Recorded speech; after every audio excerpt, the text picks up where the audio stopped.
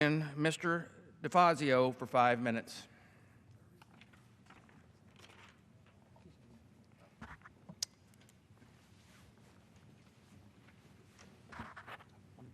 Yep, that's good. Thank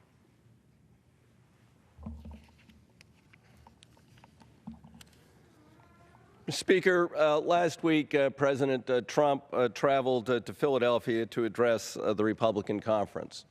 And he talked about his pledge to spend $1 trillion on our crumbling infrastructure. And he expressed frustration that it's not part of the first 100 days agenda of the Republican leadership. I share that frustration. It's never on the agenda for the Republican leadership to invest in American infrastructure. We did manage to pass a bill through the last Congress, a FAST Act, that was a decent continuation of our investments, but it lacked funding dramatically. And at the end of 5 years, our infrastructure will be in worse condition. So I share the President's frustration. He also said, fix it first. Last week, I talked about harbors, and it's easy to take care of the harbor issue. All I have to do is spend a tax for the purpose for which it's been collected, but the Republicans don't want to do that. Today, I'm going to talk a little bit about rail in the Northeast Corridor.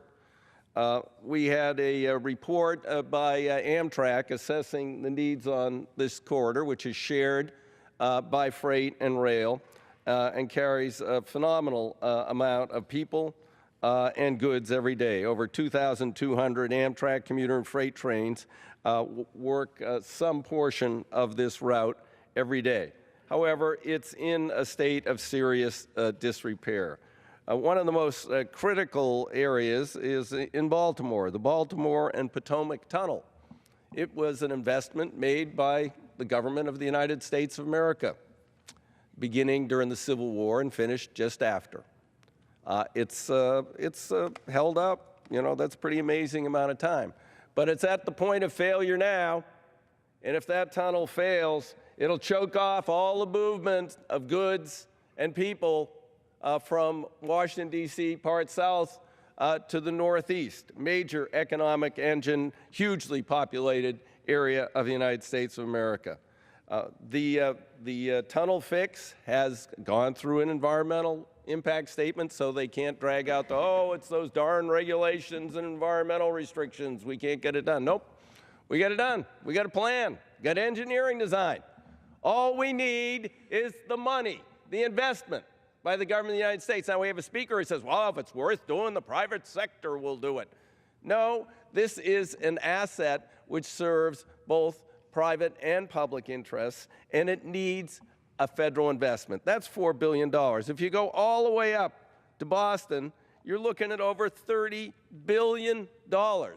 Bridges, critical bridges, 100, 110, 120, 130 years old, that are falling apart. It's time for some action here. Now, if we go a little further north, up to New York, we have the Hudson River Tunnel, another, engineering miracle. The Hudson River Tunnel was completed in 1909.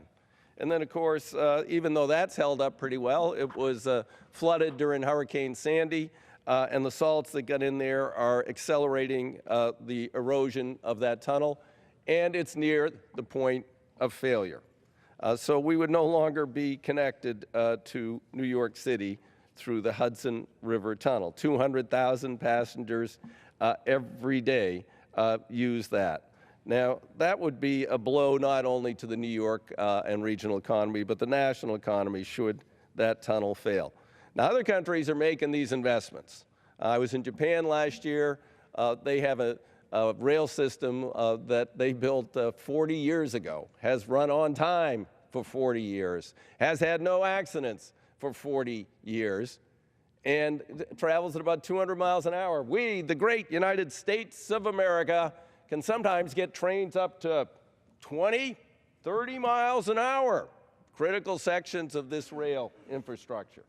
But we don't have time for that. First, we have to repeal the Affordable Care Act. Then we have to cut taxes for the wealthiest among us. And maybe they'll build the tunnels and bridges and name them after themselves. I don't think so. They'll be buying more super yachts and expensive places to go on vacation. It's time, past time, for this Congress to act to make critical investments in America's infrastructure. Yesterday, I unveiled a clock which tracks the cost of delays and congestion to the economy and the people of the United States on a daily basis because of deteriorated infrastructure. The gentleman's time has expired. Ticking. It's time to stop that clock and rebuild our country. Gentleman yields back. The chair recognizes the gentlewoman from Illinois, Ms. Kelly, for 5 minutes.